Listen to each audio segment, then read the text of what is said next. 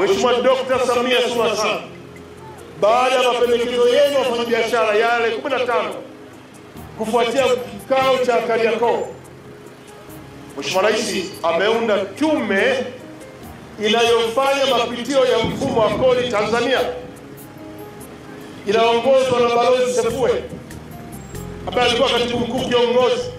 Ina wataalamu waliobobea wa masuala ya kodi. Ndio eneo ambalo linalalamikiwa mno, mifumo yake, aina ya kodi, wingi wa kodi, yote yamezungumzwa. Na ile tume inaendelea kuzunguka nchi nzima. Sina wakiwa walipita kwenye mkoa au na wakapita, ili kupata maoni yenu. Kodi nyingi zinazosumbua kwenye biashara, zinaogopesha kwenye biashara, tuzifanyeje mtu aweze kulipa moja, ili huku kwa watu kama kuna watu wa kugawana huko wagawane wenyewe, ila mlipaji alipe eneo moja. Haya yote yataingizwa kupitia matokeo ya tume.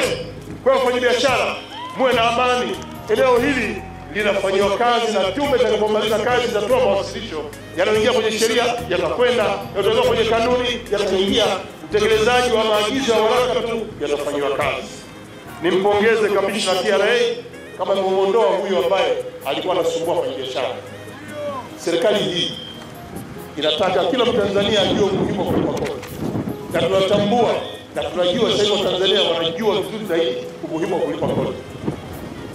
Malalamiko yenu ya huyu aliyepo anasumbua, sisi tuko tayari kulipa kodi. Mimi napokea kauli hiyo vizuri kwa mikono miwili kabisa, kwamba endeleeni kuona kwamba kodi ndio msingi wetu wa maendeleo. Na panapokuwa na kero, msisite kusema. Mkuu wa wilaya yupo, mkuu wa mkoa yupo, lakini mbunge yupo. Tutapata taarifa kupitia vyombo hivi na tutawapa ushirikiano wa dhati ili mfanye biashara zenu bila ya mtu yoyote kuja kusumbua. Nimekusikia na wewe unajua tumefanya kazi kubwa kwenye nchi hii kurekebisha biashara.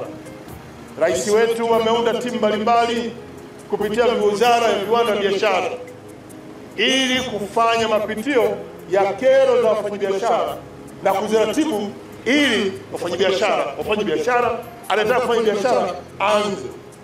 Tumefungua milango ya wazi kwa Watanzania kuingia kwenye biashara. Jana nimeeleza pia, sasa nimerudia hapa. Wale wote ambao mnafanya biashara, endeleeni kufanya biashara. Wale wote ambao mnatamani kuanzisha biashara, msisite. Milango iko wazi. Biashara ndogo, biashara za kati, hata biashara za kubwa, zile kubwa za uwekezaji. Na leo hii tumeanza kuwashirikisha Watanzania kuingia kwenye masuala ya biashara wenyewe. Shirika au umoja wa wafanyabiashara Tanzania tulianza kuimarisha pale ambapo kulitokea mgogoro Kariakoo.